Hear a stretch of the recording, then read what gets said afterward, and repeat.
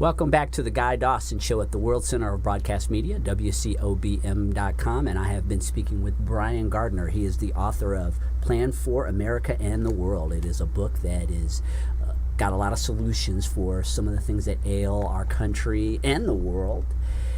And we have Mike, who just sent us a message a couple of seconds ago. The addiction industry is very powerful and is causing people to self-destruct, especially here in Addiction City, otherwise known as Las Vegas, Nevada. Yes. Politicians take money from the addiction industry. What is your response to that? My response is a very interesting example I can give you. And I'll make this brief, but I think you'll really understand. When a corporation gets too big, it becomes dangerous. Let's go back in time to the blacksmiths. They were not a $1 trillion company. But can you imagine if they were?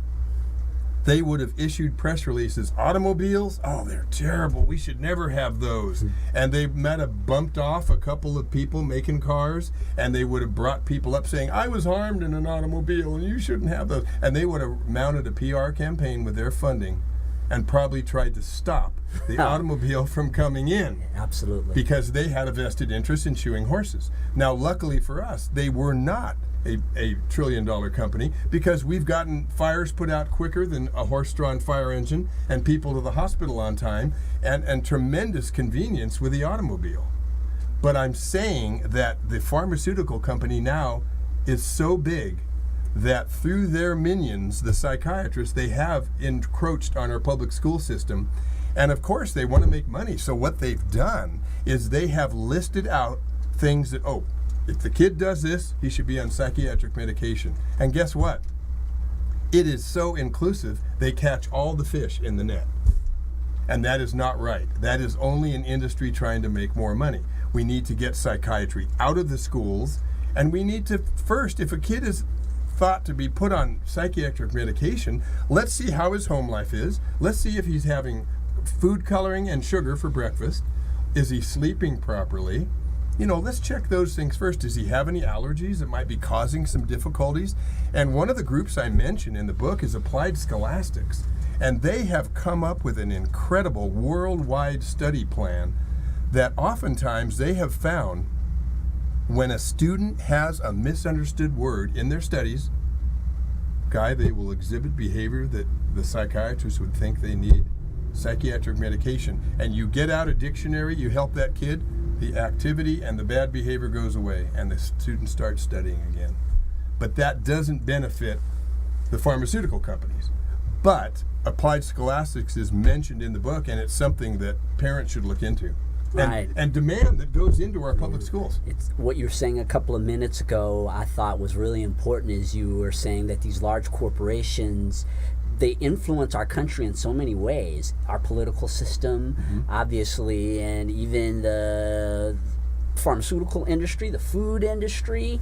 Right. It does a lot to shape the direction of our country as these large corporations. It came out recently, unfortunately. Now, I've got to tell you that I don't have this in my book, but we'll diverge for a moment just to give you the example again of how when a corporation gets too big, they're dangerous.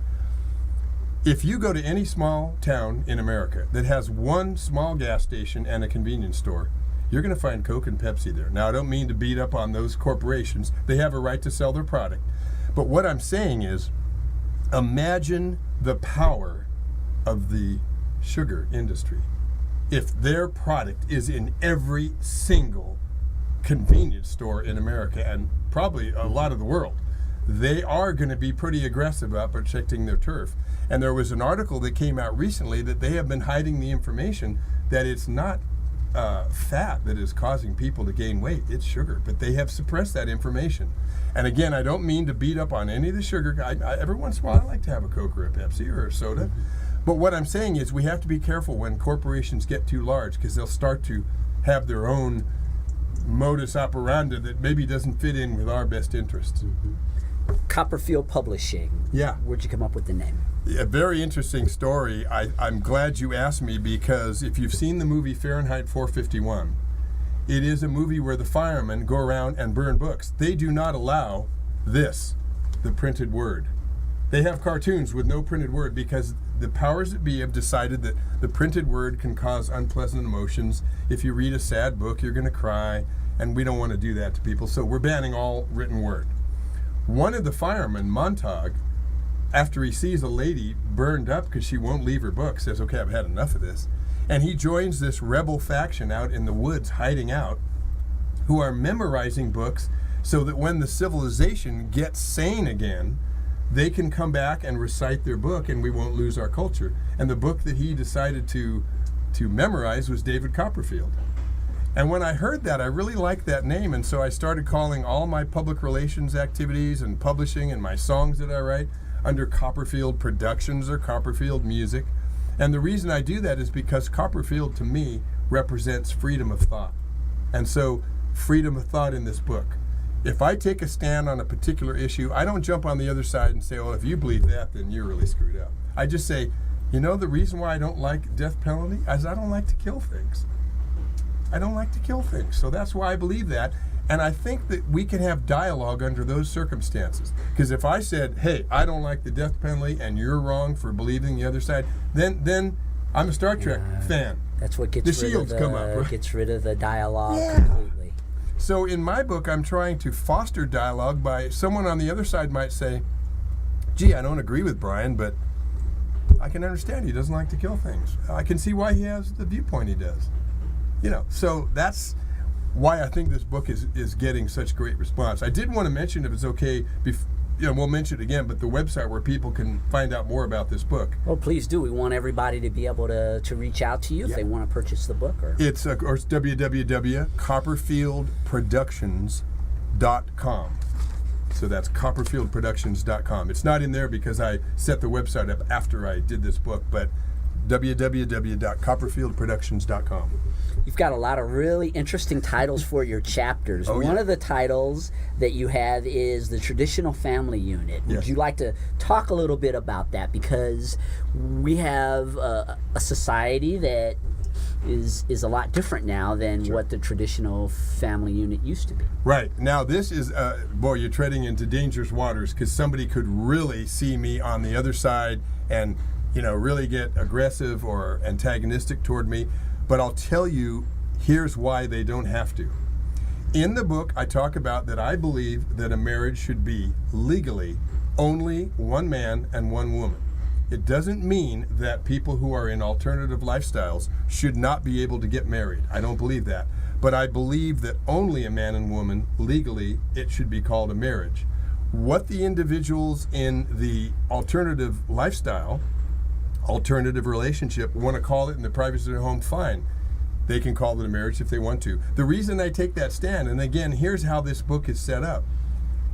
If we allow the family unit to be destroyed or to be further damaged, I believe we open up this country to a dictatorship. I believe that the worst elements would like to see everything broken down to its bare base foundations where everything is okay. Because under that, then they can control us very easily. So rather than someone in an alternative lifestyle feeling that he's not letting me get married, no, they can get married.